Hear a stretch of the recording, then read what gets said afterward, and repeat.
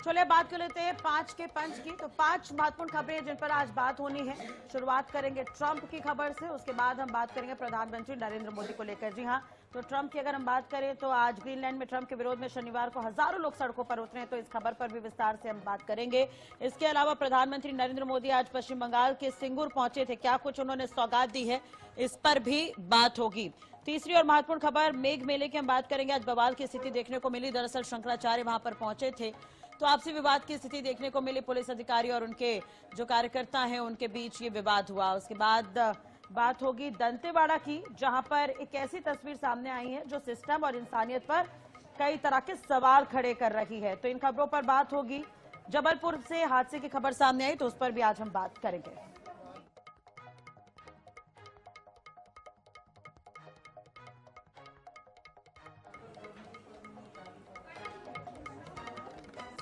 तो ट्रंप का लगातार विरोध हो रहा है। ग्रीनलैंड पर हजारों लोग इकट्ठा हुए और प्रदर्शन करते हुए नजर आए। जिस तरह से एक के बाद एक वो वीजा में बढ़ोतरी करते हुए जा रहे हैं, उसे लेकर ये विरोध देखने को मिला है। हजारों समर्थक यहां पर मौजूद थे और सभी का विरोध यहां पर नजर आया है। और जिस तरह से ग्रीनलैंड पर कब्जे को लेकर बयान सामने आ रहे हैं, तो उस पर भी लोगों ने नाराजगी जताई है। आपको ये बता दें कि प्रदर्शनकारियों ने ग्रीनलैंड बिक्री के लिए नहीं, ये नारे उन्होंने लगाए हैं। तो बर्फीली सड़कों के बीच प्रदर्शनकारी ग्रीनलैंड की राजधानी पहुंचे हुए थे। नूक के डाउनटाउन से अमेरिकी वाणिज्य दूतावास तक पहुंचे। इस दौरान उन्होंने राष्ट्रीय झंडे लहराए और विरोधी पोस्टर थामे रहे। तो पुलिस के मुताबिक ये अब तक का सबसे बड़ा प्रदर्शन माना जा रहा है, जिसमें नूक की लगभग 1/4 आबादी शामिल हुई। और इसी दौरान अमेरिका ने यूरोप के 8 देशों पर 10% टैरिफ लगाने का ऐलान कर दिया। ये देश ग्रीनलैंड पर अमेरिका के कब्जे की धमकी का विरोध कर रहे थे और इससे ग्रीनलैंड के लोगों में ट्रंप को लेकर गुस्सा और बढ़ गया। दूसरी तरफ यूरोपीय संघ के सांसद अमेरिका के साथ हुए ट्रेड एग्रीमेंट की मंजूरी रोकने की तैयारी में हैं। तो यूरोपियन पीपल्स पार्टी के अध्यक्ष मैनफ्रेड वेबर ने शनिवार को सोशल मीडिया पर पोस्ट कर कहा कि ट्रंप की ग्रीनलैंड धमकियों के कारण अमेरिका से समझौते को मंजूरी देना संभव नहीं है। तो ट्रंप विरोध का सामना कर रहे हैं। ग्रीनलैंड में ट्रंप के विरोध में शनिवार को हजारों लोग इकट्ठा हुए। लोगों ने अमेरिकी राष्ट्रपति ट्रंप के ग्रीनलैंड पर कब्जे को लेकर दिए बयानों पर नाराजगी जाहिर की है। डॉक्टर ब्रह्मदीप अलूने हमारे साथ जुड़ गए हैं, विदेश मामलों के जानकार हैं। ब्रह्मदीप अलूने जी, बहुत बहुत स्वागत है आईएनएच पर। ट्रंप लगातार विरोध का सामना कर रहे हैं, लेकिन दूसरी तरफ ग्रीनलैंड की अगर हम बात करें तो यहां पर भी ट्रंप का विरोध हो रहा है। किस तरह से देख रहे हैं इसे आप?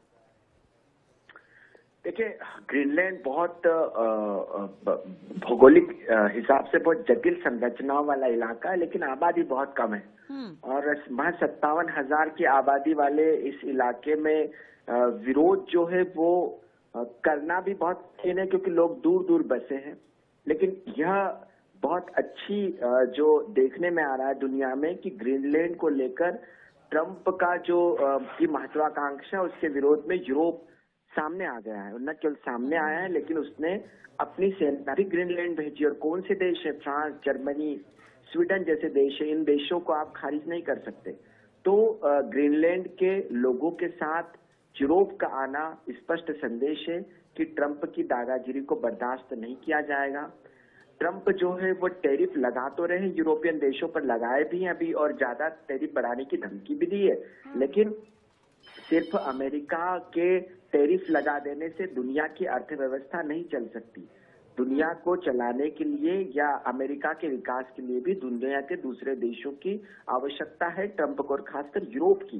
तो ट्रंप निरंतर जो है अपने व्यवहार से अपने जो विश्वस्त साथी उनका विश्वास खोते जा रहे हैं। यही कारण है कि अब यूरोप उनके खिलाफ खड़ा हुआ है, और इस बीच कनाडा और चीन का भी एक समझौता हुआ है। तो ये जो वैश्विक पटल पर ट्रंप के जो निर्णय हैं वो दुनिया में शांति को भंग कर रहे हैं, और यही इस समय का सबसे बड़ा संकट है। लेकिन अलूने जी, ट्रंप के एटीट्यूड पर अगर हम बात करते हैं तो आपने देखा होगा पिछले दिनों ईरान के साथ जो बर्ताव रहा है, चाहे वो किसी भी मामले पर क्यों ना हो। अब यूरोपीय देश जो अगर इकट्ठा हो रहे हैं तो उनके साथ भी ट्रंप जिस तरह का व्यवहार कर रहे हैं, ये किसके लिए घातक हो सकता है? देखिए, बड़ा अहम सवाल है आपका। ग्रीनलैंड, डेनमार्क और अमेरिका के विदेश मंत्री मिले, लेकिन ग्रीनलैंड को लेकर कोई समझौता नहीं हुआ। अब जो है अमेरिका की नजर इसलिए क्योंकि ग्रीनलैंड अमेरिका के ज्यादा करीब है। उत्तर अमेरिका और यूरोप के बीच एक स्थान पर वह स्थित है और बहुत महत्वपूर्ण उसकी भौगोलिक स्थिति है। तो ट्रंप, और सबसे बड़ी बात है ग्रीनलैंड डेनमार्क का डेनमार्क का हिस्सा है, डेनमार्क नाटो का सदस्य भी है। तो यदि नाटो के सदस्य देशों के बीच ही फ्रैक्शन उत्पन्न हुए तो निश्चित तौर पर इसका रूस को और चीन का फायदा मिलेगा। तो यहाँ पर ट्रंप जो अमेरिका की रणनीति सोच रही है दुनिया में, उसकी जो स्थिति है, ट्रंप उसका पालन नहीं कर रहे हैं। वो अमेरिका को संकट में डाल रहे हैं और इससे अमेरिका के आर्थिक और रणनीतिक हित पूरी दुनिया में प्रभावित हो सकते हैं। तो फिलहाल यह जो संकट है ये यूरोप का संकट है, लेकिन हमें यह भी नहीं भूल सकते कि यूरोप को पहली दुनिया कहा जाता है, खुशहाली के लिए यूरोप की पहचान है। और यदि अमेरिका और यूरोप के बीच संकट उत्पन्न होता है तो निश्चित तौर पर दुनिया के लिए यह बहुत बड़ा संकट बन जाएगा और नाटो और अमेरिका एक दूसरे के सामने खड़े हो जाते हैं तो समझ लीजिए चीन के लिए आगे बढ़ने का एक नया प्रवेश द्वार होगा और चीन महाशक्ति के तौर पर दुनिया के सामने आ जाएगा। इसका मतलब साम्यवाद सामने आ जाएगा, तानाशाही सामने आ जाएगी, लोकतंत्र का गला घोट दिया जाएगा। तो ऐसा होना नहीं चाहिए कि यूरोप और अमेरिका के बीच फ्रैक्शन हो, क्योंकि यह इन क्षेत्रों के लिए नहीं दुनिया के मानवाधिकारों का भी बड़ा संकट उत्पन्न होगा। जी चले, बहुत बहुत शुक्रिया आलूने जी तमाम जानकारी और बातचीत करने के लिए। और वाकई ठीक कह रहे हैं कि जिस तरह से चीन अमेरिका इन सब के बीच बंद है तो चीन को कहीं ना कहीं एक मौका मिल जाएगा इन तमाम एक्टिविटी के बीच।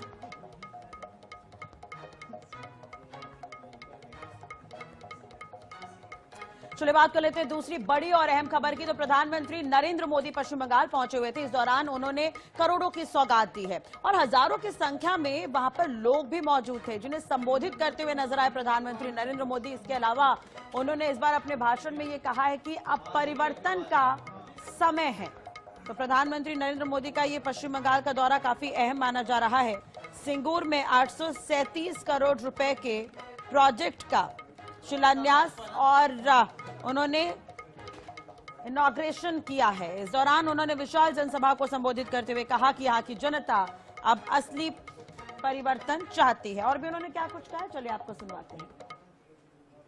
हर कोई 15 वर्ष के महाजंगल राज को बदलना चाहता है और अभी तो बीजेपी एनडीए ने बिहार में जंगल राज को एक बार फिर से रोका है।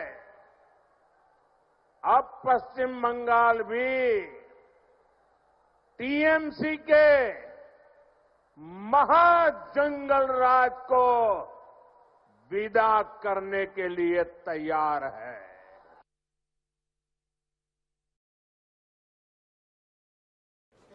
प्रवक्ता बीजेपी महावीर अग्रवाल हमारे साथ जुड़ गए हैं। महावीर जी स्वागत है आईएनएच पर।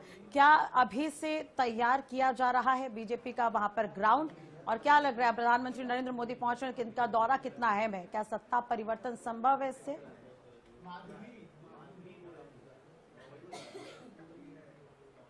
हेलो महावीर जी, क्या आप तक मेरी आवाज पहुंच रही है?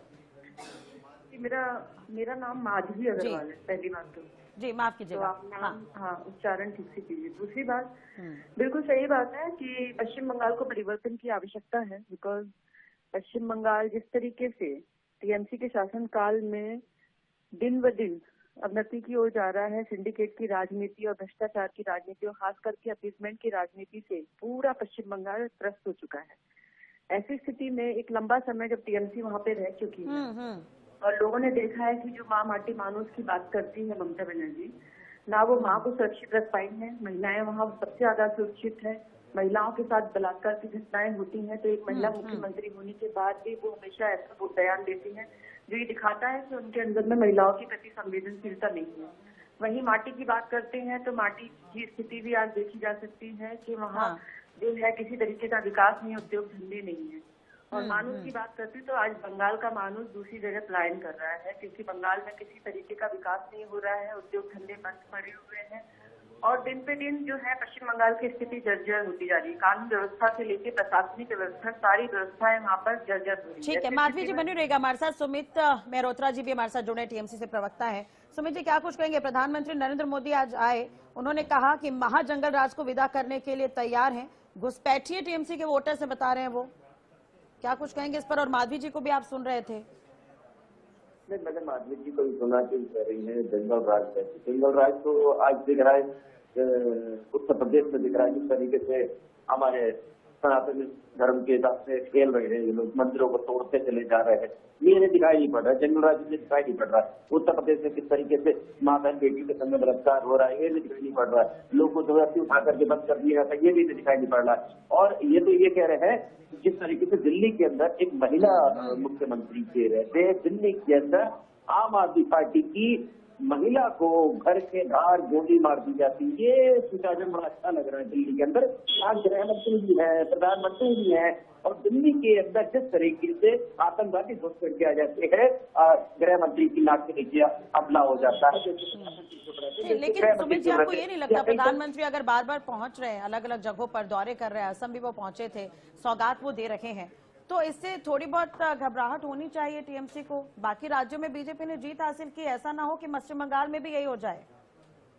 घबराहट हम लोगों को क्यों होगी भाई? देश के प्रधानमंत्री है, देश के प्रधानमंत्री का राइट बनता है सब जगह जाने का। रैली करिए, आइए चुनाव लड़िए। बाकी जगहों पर भी उनका राइट बनता था, वो पहुंचे थे। माधवी जी, इस पर लास्ट रिएक्शन आपका। देखिए, ऐसा है कि ये जो व्यक्ति हैं ये दिल्ली की बात कर रहे हैं, उत्तर प्रदेश की बात कर रहे हैं, बंगाल की बात नहीं करेंगे। हेलो जी, हाँ, बंगाल की बात नहीं करेंगे। बंगाल में जिस तरीके से खाली संदेश खाली ताकस्वीट से लेकर कई सारे बलात्कार की घटनाएं हुई, जिसमें ममता बनर्जी ने क्या कहा। और दूसरी बात ये है कि सबसे बड़ी बात है, संदेश खाली जैसा मामला आया जब महिलाओं ने निकल करके घर से बाहर बताया कि टीएमसी के लोग ही मोलेस्ट कर रहे थे, तब भी ममता बनर्जी वहां पहुंची। ग्राउंड तो बन ही रहा है जिस तरह से यह वीआईपी एक्टिविटी हो रही है प्रदेश में, तो इससे बहुत बहुत शुक्रिया आप दोनों का जुड़ने के लिए और बातचीत करने के लिए।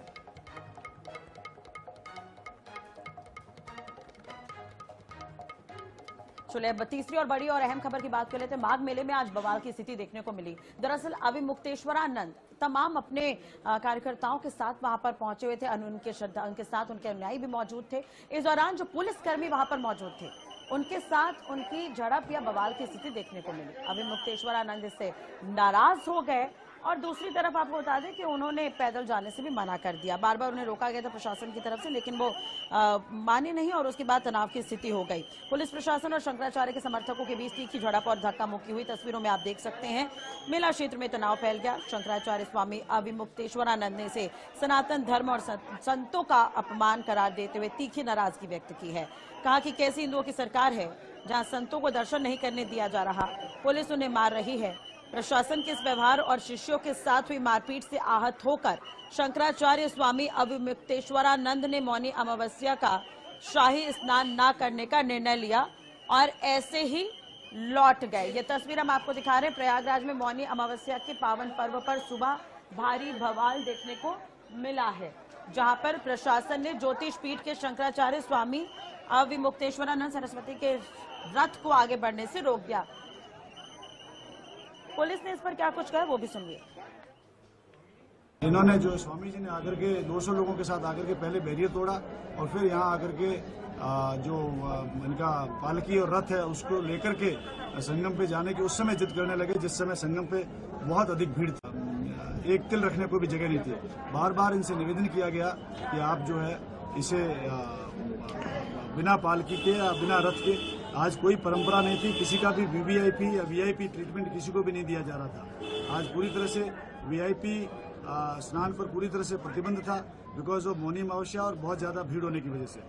लेकिन ये अपनी जिद पे अड़े रहे और अपनी पालकी और रथ के साथ ही 200 श्रद्धालुओं के साथ वहाँ पर जाने की कोशिश कर रहे थे। बाकी जो लोग आ रहे थे यहाँ पे, वो लोग सभी लोग अपना पैदल आ रहे हैं और अपना स्नान करके जा रहे हैं। लेकिन ये बहुत अव्यवस्था लगभग 3 घंटे इन्होंने रखी।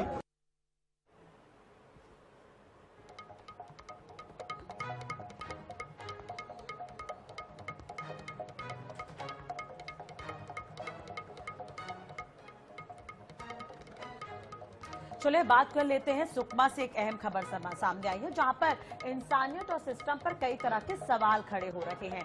दरअसल एक व्यक्ति ने धर्म परिवर्तन किया और उसके बाद से ही प्रशासन का कोई भी जो फायदा है वो उसे नहीं मिल रहा और जो परिवार है वो कहीं ना कहीं वांछित है, बीमारी से जूझ रहा है। तो एक आदिवासी युवक को धर्म बदलना और बीमारी से जूझना उसके परिवार के लिए सजा बन गया है। कुम्मा कोलेंग गांव का ये पूरा मामला है। दरअसल बामन मंडावी जिसने ईसाई धर्म अपनाया, जो कुष्ठ रोग से पीड़ित है, उसे गांव की पंचायत ने फैसला सुनाकर उसे गांव से बेदखल कर दिया। पंचायत के इस फैसले पर बामन की पूरी जिंदगी जो है वो नरक में बदल गई है। पत्नी की 3 साल पहले बीमारी से मौत हो चुकी है और अब बामन अकेले अपने 2 मासूम बच्चों के साथ जिंदगी की भीख मांग रहा है। तो आज बामन और उसके जो बच्चे हैं दंतेवाड़ा के पतार रास इलाके में सड़क किनारे बने एक त्रिपाल की झोपड़ी में रहने को मजबूर हैं, लेकिन ये ठिकाना भी स्थायी नहीं है। बच्चों की पढ़ाई छूट चुकी है। एक मासूम जूते चप्पल की दुकान पर काम करता है तो दूसरा अपने बीमार पिता के साथ भीख मांगता है। धर्म, बीमारी और गरीबी तीनों के बीच फंसा एक आदिवासी परिवार जिसे मदद की दरकार है। बामन जिस जगह स्थायी त्रिपाल की झोपड़ी बनाकर रहता है उसे भी वन विभाग के कर्मचारियों ने हटाने की चेतावनी दी है। तो ऐसे मुश्किल हालात में अब बामन क्या करे उसे समझ नहीं आ रहा है, लेकिन प्रशासन की तरफ से भी कोई जवाब नहीं मिल रहा है। कुम्मा कोलेंग नया पारा में रहता था तो तोमपल क्षेत्र में इधर आग बग के आया। क्यों? वहाँ से भगा दिए। कौन लोग भगाए? गांव वालों। क्यों? हम लोग किसान थे, किसान में हम लोग खाना पीना नहीं खाएंगे, तेरे को मरने से भी कौन फेंकेगा, ऐसे करके भगा दिए। हम लोग छुएंगे नहीं बोलते। चलिए इसी खबर पर ज्यादा जानकारी के लिए बात करेंगे। पंकज भदौरिया हमारे साथ जुड़ गए हैं। पंकज, चाहे जो भी हो लेकिन ये इंसान है और इसे मदद की दरकार है। प्रशासन की तरफ से क्यों मदद नहीं दी जा रही है? क्या कभी ये लोग पहुंचे प्रशासनिक मदद के लिए? क्या कुछ जवाब ही नहीं मिला? अभी तक तो किसी तरीके की प्रशासनिक मदद के लिए नहीं पहुंचे, मगर जरूर अभी खबर उठी है तो जरूर प्रशासन को इस पर संज्ञान लेना चाहिए, क्योंकि जो बामन मंडावी है वो कुष्ठ से भी पीड़ित है और सबसे बड़ी बात है कि वो जिस गांव में रहता है, एक बेदी अंदरूनी गांव है सुकमा का, कुम्मा कोलेंग, वहां पर उसका घर था, परिवार था और वहां से उसे इस बात के लिए निकाल दिया गया क्योंकि उसने धर्म बदल दिया है। और अब वो उसको गांव वाले ये बोले कि आपको मतलब यहाँ पर अब जगह नहीं दी जाएगी और भटकते भटकते यहाँ पहुंच गया। बेहद ठंड का समय है, 2 बच्चे हैं मासूम जिनको लेकर के त्रिपाल का घर बना करके रह रहा है और वो जगह भी फॉरेस्ट की है। फॉरेस्ट वालों से भी उसे चेतावनी मिली कि यहाँ हट जाए, जिसके बाद सब मीडिया पहुंची वहां पर और अब यह बात उठाई गई है। तो सबसे पहले तो कि उसे कहीं ना कहीं से मदद की जरूरत है और उसे इलाज की भी जरूरत है इस समय, और बच्चों के लिए पढ़ाई की भी जरूरत है। मानवता को बिल्कुल झकझोर देने वाली ये तस्वीर है और इस पर संज्ञान लेना चाहिए प्रशासन को। जी ठीक है, पंचायत ने ये फैसला सुनाया है तो क्या आपने पंचायत में बातचीत करने की कोशिश की? देखिए, सुकमा का जो कुम्मा कोलेंग काफी अंदरूनी इलाका पड़ता है। पंचायत के किसी जनप्रतिनिधि से हमारा संपर्क नहीं हो पाया, मगर अक्सर इस तरीके का मामला आता है कि जब कोई धर्म को बदल रहा है और खासकर कन्वर्जन एक बहुत बड़ी समस्या है। लगातार आए दिन इस तरीके के समाचार आते रहते हैं कि कन्वर्जन की वजह से दफनाने की जगह नहीं दी जा रही या किसी को दफना दिया गया है तो उसे निकाल दिया जा रहा है। 2 वर्गों में संघर्ष हो रहा है। बात हो कि प्रशासनिक इंटरफेरेंस इसमें क्या कुछ होता है और क्या कुछ इस पर मदद मिल पाती है इस परिवार को?